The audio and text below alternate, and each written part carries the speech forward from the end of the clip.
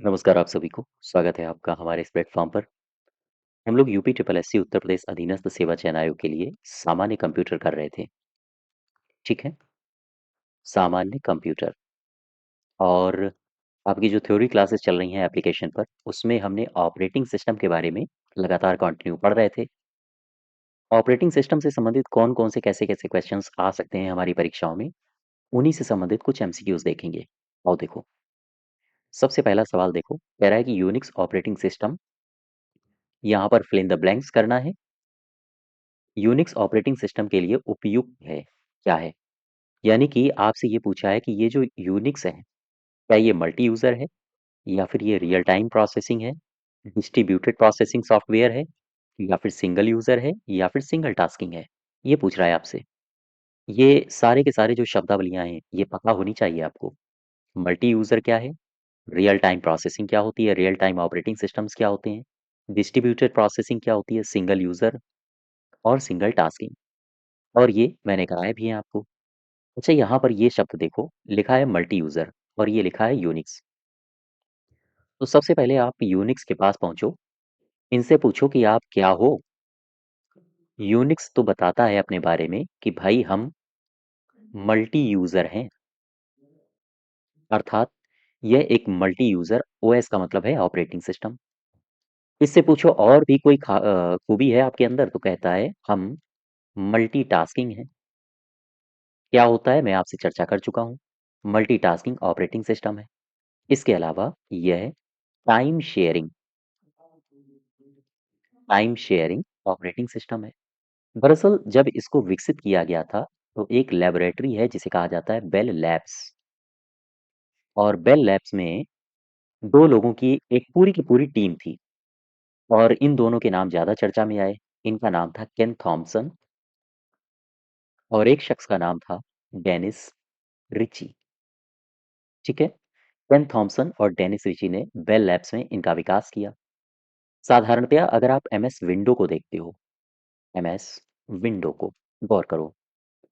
ये जो MS window है इसी के समान इसमें जीयूआई का नाम आपने सुना है? Graphical user interface. यानी इसमें एमएस विंडो के समान जीयूआई होता है। एक शब्द से मैं आपका परिचय कराता हूँ। ये शब्द लिखा है आई नोड। ध्यान दो, आई नोड। ये क्या है? आई नोड। और इसमें आई का मतलब क्या है? आई का मतलब होता है इंडेक्स और नोड नोड है। ये है क्या इंडेक्स नोड? दरअसल यह यूनिक्स में एक डेटा संरचना होती है। ध्यान देना, यह यूनिक्स में एक डेटा संरचना है। सवाल ये है कि करता क्या है? ये काम क्या करता है? डेटा संरचना है वो तो ठीक है।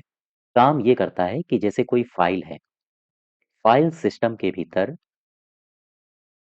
ध्यान देना, फाइल सिस्टम के भीतर इसका काम होता है फाइलों को ट्रैक रखना, ठीक है? तो खैर inode के बारे में ध्यान रखो।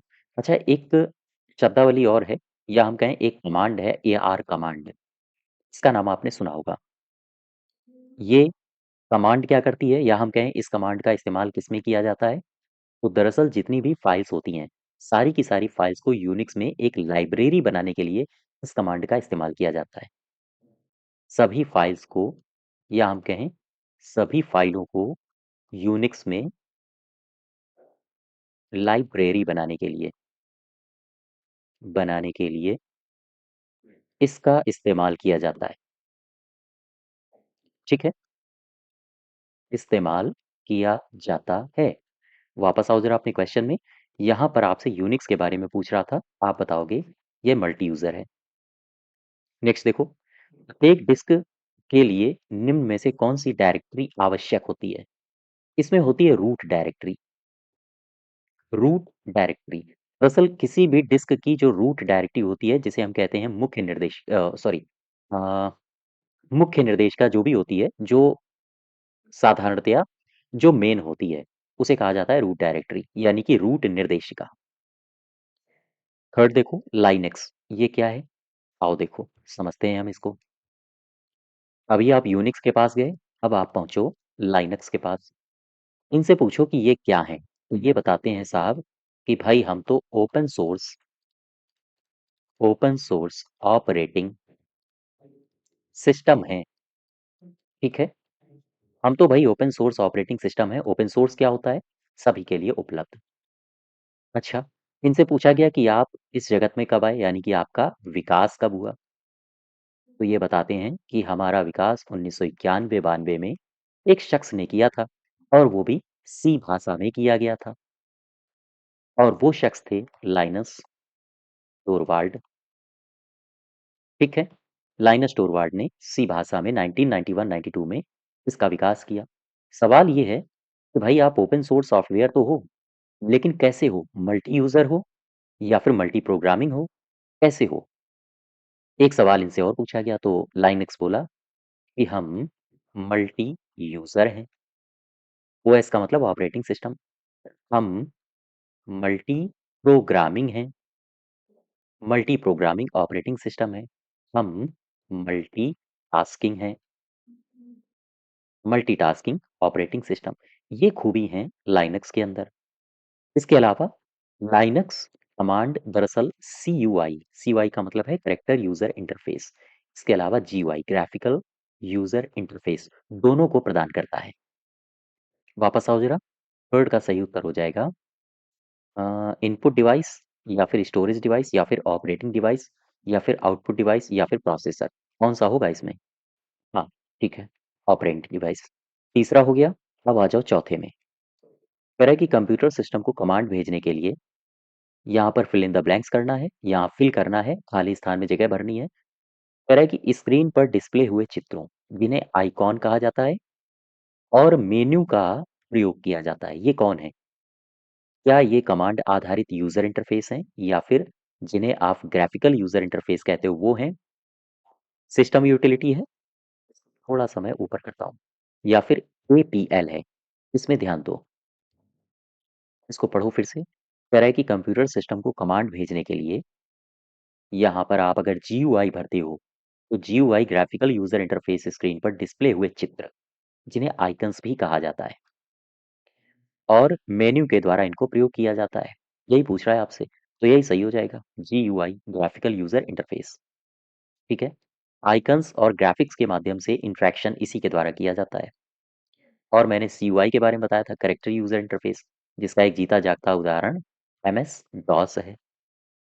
नेक्स्ट देखो लाइनक्स के बारे में, फिर से लाइनक्स के बारे में पूछ रहा है। कह रहा है कि आप किस किस्म के सॉफ्टवेयर हैं? आप हैं ओपन सोर्स सॉफ्टवेयर। 6 नंबर देखो, कह रहा है कि ना हो, उनमें से क्या ना हो तो कंप्यूटर बूट नहीं करता है। सिंपल सा है कि इसमें से क्या ना हो, OS ना हो यानी कि ऑपरेटिंग सिस्टम ना हो, तो फिर बूटिंग प्रोसेस नहीं होगा। अच्छा, इसको ये आपके लिए कुछ बैचेस हैं एप्लीकेशन पर, आप अगर इनको ज्वाइन करना चाहते हैं तो आप ज्वाइन कर सकते हैं। जैसे VPO ग्राम पंचायत अधिकारी के लिए जो 10 मॉक टेस्ट हैं, उसकी श्रृंखला आपको हमारे एप्लीकेशन पर मिल जाएगी, और इसमें 70 प्लस घंटों का डिटेल्ड डिस्कशन कोर्स भी है, जो कि ये जो 10 मॉक टेस्ट हैं इन्हीं को कंप्लीट डिस्कस किया गया है। इसके अलावा VPO मेंस एग्जाम के लिए कंप्लीट रिवीजन यानी कि 10 मॉक टेस्ट, ये आप इनको ज्वाइन कर सकते हो। साथ ही साथ अगर आप यूपी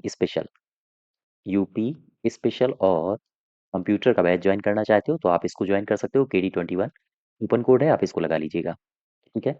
इसमें जो भी आपके टॉपिक्स दिए गए हैं, उन सारे के सारे जो यूपी ट्रिपल एससी में नए टॉपिक्स हैं, सभी को कंप्लीट कराया जाएगा। लेकिन हाँ, बेसिक से यानी कि शुरुआत से ये अभी शुरू हुआ है बैच, तो अभी इसमें आप ज्वाइन कर सकते हो। साथ ही साथ इसमें PDF और जो क्लासेस हैं, PDF को डाउनलोड करने का और प्रिंट निकलवाने का भी ऑप्शन दिया गया है। अच्छा, अब आ जाओ VPO थ्योरी बैच में। अगर आपको 65 अंक जो पंचायती राज से संबंधित थे, जिसमें 45 अंक पंचायती राज के और 20 अंक योजनाओं के हैं, इस बैच से जुड़ना चाहते हो तो KD40 इसको आप लगा के, इस कोड को लगा के आप एप्लीकेशन से जुड़ सकते हो, जिसमें टॉपिक वाइज आपके जो का जो कंटेंट है, कोर्स है, उसको कराया गया है। जैसे संयुक्त प्रांत पंचायती राज अधिनियम 1947, 1947 जो पंचायती राज से संबंधित था, है ना? इन सारे के सारे इस तरह से आपको वीडियोस मिल जाएंगे, और ये रिकॉर्डेड वीडियो फॉर्म में मिलेंगे। चलिए खैर, क्वेश्चन नंबर 7वां देखो। कह रहा है जब बहुत से कार्य कंप्यूटर में एक साथ प्रतीत होते हैं, उसे क्या कहा जाता है? Time sharing, batch processing, real time या फिर ए और बी या फिर नन ऑफ दीज़? ध्यान दो, बहुत से कार्य जब कंप्यूटर में एक साथ प्रतीत होते हैं, इन शब्दावलियाँ जो ये लिखी है ना, टाइम शेयरिंग ऑपरेटिंग सिस्टम किसे कहते हैं? बैच प्रोसेसिंग ऑपरेटिंग सिस्टम किसे कहा जाता है? रियल टाइम ऑपरेटिंग सिस्टम किसे कहा जाता है? ये सारी की सारी शब्दावलियाँ आपको पता होनी चाहिए। तभी आप इस तरह के उत्तर पाओगे। और देखो, शब्द लिखा है टाइम शेयरिंग ऑपरेटिंग सिस्टम। गौर करो। मुझे ये बताइए, ये जो टाइम शेयरिंग ऑपरेटिंग सिस्टम लिखा है, क्या ये मल्टी प्रोग्रामिंग है या फिर सिंगल यूज़र है? किस प्रकार का ये ऑपरेटिंग सिस्टम है? आप बताओगे, यह multi programmed operating operating system का एक रूप है, ठीक है? अच्छा, इसमें दिया हुआ है टाइम शेयरिंग। गौर करना, टाइम शेयरिंग से सीधा-सा तात्पर्य है कि यूज़र एक समय में मल्टी प्रोग्राम्ड है, तो यूज़र एक समय में एक से ज़्यादा टास्क पूरा कर सकता है। लेकिन मैं कह रहा हूँ इस शब्द को पकड़ो, टाइम शेयरिंग। टाइम शेयरिंग का सीधा-सा तात्पर्य है कि एक टास्क को करने के लिए, प्रत्येक प्रोग्राम को करने के लिए एक निर्धारित समय सीमा होती है। और ये जो निर्धारित समय सीमा होती है, इसे ही कहा जाता है, एक शब्द आपने पढ़ा होगा, टाइम स्लाइस। ये सब इस तरह की शब्दावलियाँ बहुत पूछी जाती हैं। टाइम स्लाइस क्या है? नीचे 4 ऑप्शन बना देगा, ठीक? देखो, ये एक मल्टी प्रोग्राम्ड ऑपरेटिंग सिस्टम है।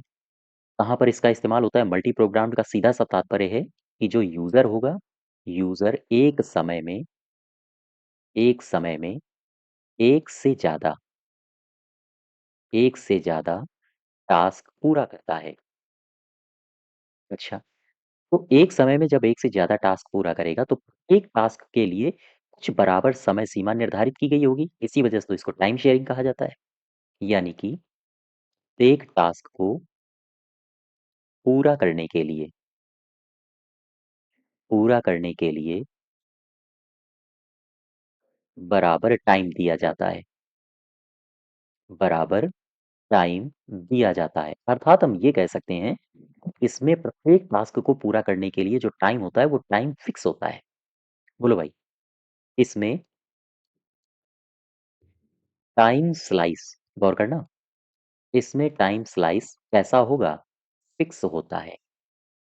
सवाल हमारा ये है कि ये जो टर्म लिखा है टाइम स्लाइस, ये क्या है? टाइम स्लाइस, ये क्या है भाई?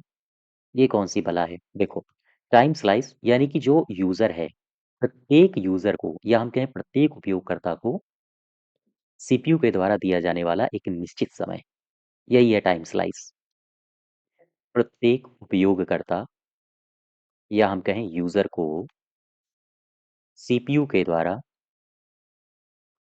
सीपीयू के द्वारा दिया जाने वाला समय, ये टाइम स्लाइस है। इसके एग्ज़ाम्पल के तौर पर आप देख सकते हो विंडो एनटी को। खैर, वापस आओ।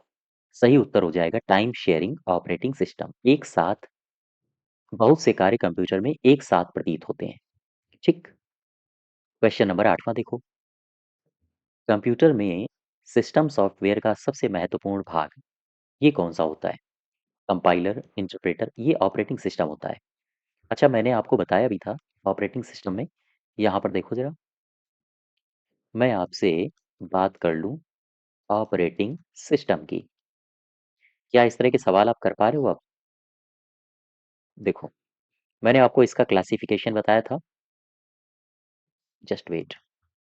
ऑपरेटिंग सिस्टम नहीं, दरअसल सवाल क्या था, आओ देखो ज़रा एक बार फिर से। कह रहा है कि सिस्टम सॉफ्टवेयर का, इस शब्द को पकड़ो, तो आपको सिस्टम सॉफ्टवेयर का क्लासिफिकेशन करना पड़ेगा। इसको भी हटा दो। सिस्टम सॉफ्टवेयर, ठीक है? अच्छा, अब जब इसको आप वर्गीकृत करते हो, तो 2 भागों में मैंने आपको बताया था। कौन-कौन से? सिस्टम सॉफ्टवेयर का एक भाग तो मैंने बताया था कि ऑपरेटिंग सिस्टम हो गया, ऑपरेटिंग सिस्टम सॉफ्टवेयर। और एक भाग मैंने और बताया था। ये मैंने कहा था कि ये है language translator, language translator system software. बोलो भाई। अच्छा, अब यहाँ पर आओ, ऑपरेटिंग सिस्टम सॉफ्टवेयर के पास आओ। यहाँ पर मैंने इसके बारे में बताया था कि ये कुछ अलग किस्म के सॉफ्टवेयर होते हैं, जो हमारे पूरे के पूरे सिस्टम को ऑपरेट करते हैं। इस शब्द को पकड़ो, ऑपरेट करते हैं। अच्छा, जब ये ऑपरेट करते हैं तो हमारा जो कंप्यूटर होता है, या फिर आप कहें इसके साथ-साथ बैठा हुआ एक यूज़र, उपयोगकर्ता, इन दोनों के बीच इंटरफ़ेस का काम करते हैं, यही ऑपरेटिंग सिस्टम सॉफ्टवेयर्स। या आप ये भी कह सकते हो कि हार्डवेयर और सॉफ्टवेयर के बीच एक सेतु, एक ब्रिज का काम करते हैं, ये ऑपरेटिंग सिस्टम सॉफ्टवेयर्स। ठीक है? ध्यान दो। ये दोनों के दोनों परिभाषाएँ आपसे पूछी जाती हैं। ऑपरेटिंग सिस्टम सॉफ्टवेयर की मैं चर्चा कर रहा हूँ। क्या है ये? ऐसे सॉफ्टवेयर ऐसे सॉफ्टवेयर जो कि हमारे सिस्टम को अ, जो कि हमारे सिस्टम को ऑपरेट करते हैं। सिस्टम को ऑपरेट करते हैं। ठीक? यहाँ तक बात समझे? अच्छा, एक मुझे और बात बताओ, क्या ये उपयोगकर्ता और कंप्यूटर के मध्य एक इंटरफ़ेस प्रदान करता है? हाँ, यह कंप्यूटर और उपयोगकर्ता के बीच, उपयोगकर्ता के मध्य इंटरफ़ेस का कार्य करता है, कार्य करता है। क्या यह ऑपरेटिंग सिस्टम ये जो ऑपरेटिंग सिस्टम है, क्या ये सॉफ्टवेयर और हार्डवेयर के मध्य सेतु का काम करता है? हाँ, यह हार्डवेयर और सॉफ्टवेयर के बीच एक ब्रिज के रूप में काम करता है। ब्रिज के रूप में यह कार्य करता है। ठीक है, यहाँ तक? अच्छा, वापस आ जाओ अपने क्वेश्चन में। कह रहा है सिस्टम सॉफ्टवेयर का सबसे महत्वपूर्ण हिस्सा है ऑपरेटिंग सिस्टम। इस सवाल को पढ़ो। कह रहा है कि operating system single user operating system भी कहलाता है। ध्यान दो, कौन सा ऑपरेटिंग सिस्टम है ये कह रहा है। फिर से देखो इसको। कह रहा है कि ऐसा कौन सा ऑपरेटिंग सिस्टम है जो कि सिंगल यूजर ऑपरेटिंग सिस्टम है। विंडोज है, लाइनक्स है, यूनिक्स है, डॉस है, या फिर नन ऑफ दीज है। देखो, पहले तो मैं आपको लिए चलता हूँ ऑपरेटिंग सिस्टम के पास। मैंने आपको ऑपरेटिंग सिस्टम के बारे में बताया था, गौर करो। और मैंने आपको ऑपरेटिंग सिस्टम का क्लासिफिकेशन भी बताया था। मैंने कहा था इसको भाई बांटो दो भागों में। जब भी कभी मोड ऑफ यूजर्स के रूप में ऑपरेटिंग सिस्टम को आप डिवाइड करते हो, तो आप दो पार्ट में डिवाइड करते हो। एक होता है सिंगल यूजर, ध्यान देना, single user operating system software, software. ये तो हो गया सिंगल यूजर, ऐसा ऑपरेटिंग सिस्टम सॉफ्टवेयर जिसमें केवल और केवल सिंगल एक ही यूजर इसमें कार्य करेगा। दूसरे प्रकार के होते हैं, ये होते हैं multi user, multi user operating system software. ठीक है, सॉफ्टवेयर। बात हो रही है सिंगल यूजर की। दरअसल जब आप सिंगल यूजर्स को पढ़ते हो, single user operating system software को, इनको भी दो भागों में क्लासिफाई किया जाता है। कौन कौन है? एक को कहा जाता है single user single task, single user single task operating system. ये मैंने आपको इसके बारे में बताया भी है, ये क्या होते हैं। दूसरे होते हैं ये देखो, आप क्लासिफाई कर रहे हो सिंगल यूजर को, तो सिंगल यूजर को जब आप क्लासिफाई करते हो तो सिंगल यूजर सिंगल टास्क, एक यूजर एक टास्क। हो सकता है एक यूजर मल्टीटास्क करे, तो फिर इसको दूसरा पार्ट इसका बन जाता है single user multitask operating system. ठीक है, यहाँ तक बात समझ पा रहे हो? अच्छा, अब वापस आओ जरा। मैं आपसे बात कर रहा था सवाल में, कौन सा ऑपरेटिंग सिस्टम है जो सिंगल यूजर है। सिंगल यूजर में आता है DOS, DOS, disk operating system.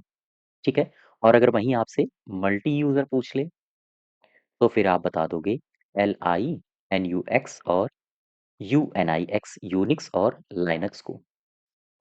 अच्छा, अब आ जाओ 10वें नंबर में। कह रहा है कि कौन-सा सॉफ्टवेयर है जो कंप्यूटर की दक्षता से ऑपरेट करने और डेटा का ट्रैक रिकॉर्ड रखने के लिए सहायता करता है। फिर से समझो इसको, मैं इसको इरेज़ करता हूँ। फिर से पढ़ो। यहाँ पर आपको कुछ भरना है, इन्हीं 5 ऑप्शंस में से। कह रहा है कि एक ऐसा सॉफ्टवेयर है जो कंप्यूटर को दक्षता से ऑपरेट करता है। ऑपरेट करने की ज़िम्मेदारी किसकी है? ऑपरेटिंग सिस्टम की है, इसी की है, ठीक? और कह रहा है कि डेटा का ट्रैक रिकॉर्ड रखने के लिए सहायता करता है, तो फिर ऑपरेट शब्द आ गया तो फिर ऑपरेटिंग सिस्टम सही हो जाएगा। नेक्स्ट देखो, एक डिस्क को फॉर्मेट करने का अर्थ क्या होता है? मैंने आपको कई सारी शब्दावलियाँ बताई हैं क्लास में अपने कि फॉर्मेटिंग क्या होता है, क्लस्टरिंग क्या होता है, सेक्टर क्या होता है, क्लस्टर क्या होता है ना? तो ये जो भी शब्दावलियाँ हैं, इन शब्दावलियों पर खासी नज़र रखनी है, पूछे जाते हैं। जैसे थ्रेड क्या होता है ना? जैसे बूटिंग क्या होता है, बूट स्ट्रैप क्या होता है या फिर रीबूट क्या होता है? तो कुछ इस तरह की शब्द जो बार-बार रिपीट होते हैं। जैसे सवाल पढ़ो, कह रहा है कि एक डिस्क को फॉर्मेट करने का अर्थ क्या है? पढ़ो, डिस्क की प्रोग्रामिंग जिससे इस पर उपस्थित डेटा को मिटाया जा सके, डिस्क की सफाई करना, इस पर एक ऑपरेटिंग सिस्टम इंस्टॉल करना या फिर फाइल्स को स्टोर करने के लिए डिस्क पर सेक्शंस बनाना। ध्यान दो, यही सही होगा। आओ देखो, सबसे पहले मैं आपको डिस्क में ले चलता हूँ या आप यहाँ देखो, एक मैं यहाँ पर आपको हुँ, देखो, सपोज़ करो ये आपका एक डिस्क है, ठीक? और इसी में मैं एक और इसके बनाता हूँ सेक्टर्स। पहले तो मैं बना रहा हूँ ट्रैक्स, एक ये ट्रैक हो गया आपका, एक ये ट्रैक हो गया, गौर करना और एक और मैं ट्रैक बना दूँ, एक ये ट्रैक हो गया, ठीक?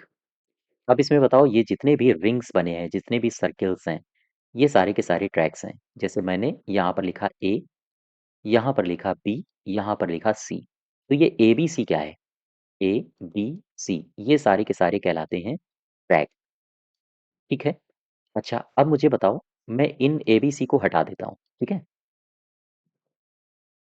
मैं यहाँ पर थोड़ी देर के लिए एबीसी को हटा देता हूँ। अब मैं इसको डिवाइड करता हूँ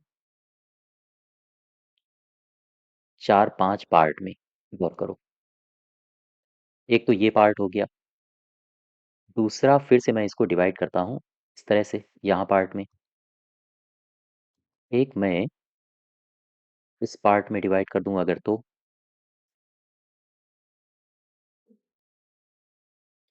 देखो, ये जो आपको मैंने पूरे के पूरे सर्कल्स बताए हैं, ये तो हो गए ट्रैक, जो कि पूरा का पूरा ए हो गया, बी हो गया और सी हो गया। अब यहाँ पर देखो, मैं अगर केवल और केवल इसको लूँ, ये, ये पहला हो गया, ये हो गया आपका दूसरा और ये हो गया तीसरा, गौर करना। ये आपके क्या कहलाते हैं?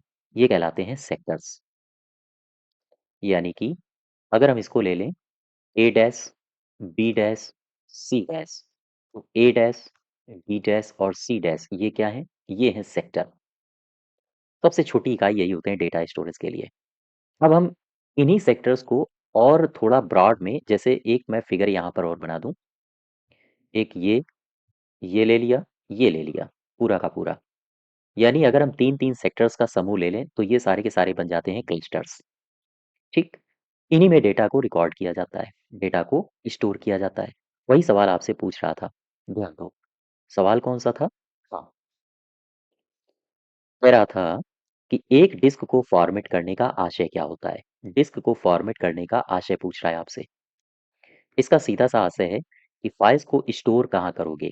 स्टोर करने के लिए डिस्क पर सेक्शंस बनाना, यानी कि सेक्टर बनाना, ट्रैक और इसके अलावा अ, जो क्लस्टर्स हैं, यानी कि डिस्क को ट्रैक सेक्टर में विभाजित करने की प्रक्रिया ही फॉर्मेटिंग है, ठीक है?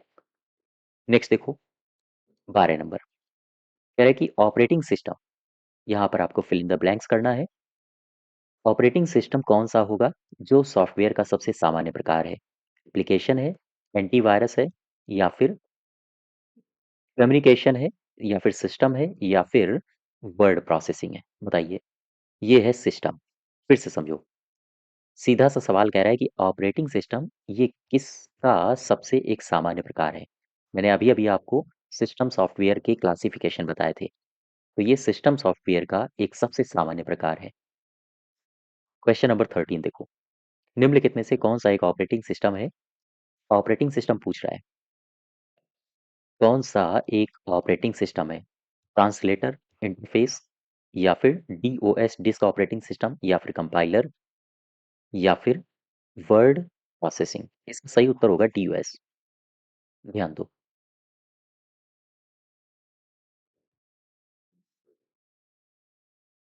यहाँ पर आओ। मैं बात कर रहा हूँ डीओएस की। डीओएस। डीओएस बोले तो एमएस डीओएस, एमएस डॉस। पूरा नाम है Microsoft Microsoft disc operating system. ठीक? यानी कि ये जो डॉस लिखा है, ये स्वयं अपने आप में एक ऑपरेटिंग सिस्टम है। यहाँ तक तो बात समझ गए?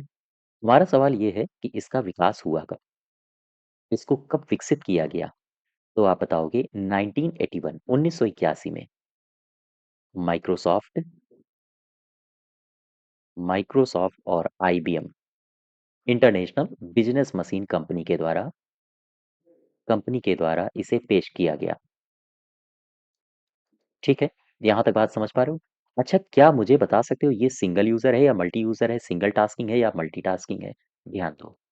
अगर आप बात एमएस डॉस की करते हो, तो फिर ये एक सिंगल यूज़र है। Single user, single tasking. Single user, single tasking operating system है। अच्छा, अगर ये सिंगल यूज़र, सिंगल टास्किंग है, यहाँ पर हम सीयूआई का इस्तेमाल करते हैं, कैरेक्टर यूज़र इंटरफ़ेस का इस्तेमाल करते हैं। इसका मतलब क्या है? इसका मतलब है यह कमांड लाइन ऑपरेटिंग सिस्टम पर आधारित है। कमांड लाइन ऑपरेटिंग सिस्टम पर आधारित है। अच्छा, ये क्या होता है? सवाल हमारा ये है कि कमांड लाइन ऑपरेटिंग सिस्टम क्या है? इनके बारे में, सीयूआई के बारे में, इन सब के बारे में हमने आपसे चर्चा की है। ठीक? वापस आओ क्वेश्चन नंबर 13 में। डीओएस तो सही उत्तर हो जाएगा इसका। 14 में आ जाओ। कह रहा है निम्न में से किसको ऐसे साधन की संज्ञा दी जाती है जिसके द्वारा एक ऑपरेटिंग सिस्टम या कोई अन्य प्रोग्राम प्रयोगकर्ता को प्रभावित करता है। 1 मिनट सवाल फिर से पढ़ो, क्या कह रहा है? कह रहा है कि किसको ऐसे साधन की संज्ञा दी जाती है, जिसके द्वारा एक ऑपरेटिंग सिस्टम या कोई अन्य प्रोग्राम प्रयोगकर्ता का मतलब यूज़र को प्रभावित करता है। प्रभावित करता का मतलब इंटरैक्ट या फिर उसको उसमें इफ़ेक्ट डालता है या प्रभावित करता है। तो अब मुझे ये बताओ, इसमें सही उत्तर कौन-सा होगा? प्रोग्राम फ्रंट एंड या फिर प्रोग्रामिंग इंटरफ़ेस या फिर यूज़र लॉगिन, यूज़र इंटरफ़ेस या फिर कंपैटिबिलिटी? यहाँ पर यूज़र इंटरफ़ेस सही होगा। यूज़र इंटरफ़ेस आपने देखा होगा GUI graphical user interface, CUI character user interface. यहाँ पर हमने आपको डिटेल में बताया है यूज़र इंटरफ़ेस के बारे में। ये क्या हैं? प्रयोगकर्ता को प्रभावित करते हैं। कैसे? ग्राफ़िक्स के माध्यम से, कैरेक्टर के माध्यम से। ठीक? नेक्स्ट देखो 15 यहाँ पर कह रहा है कि तब होता है जब ऑपरेटिंग सिस्टम रैम में लोडेड होता है। ये कब होता है? कौन कब होता है? कॉपिंग तब होता है जब ऑपरेटिंग सिस्टम रैम में लोडेड होता है। डिवाइस ड्राइविंग तब होता है जब ऑपरेटिंग सिस्टम नहीं, बूटिंग तब होता है जब ऑपरेटिंग सिस्टम रैम में लोडेड होता है। हाँ, यही सही है। बूटिंग 15 का सी पार्ट। ठीक है? तो ये 15 क्वेश्चंस हमारे कंप्यूटर टेक्नोलॉजी से संबंधित है। इसी के आगे हम लोग नेक्स्ट डे कंटिन्यू करेंगे। धन्यवाद।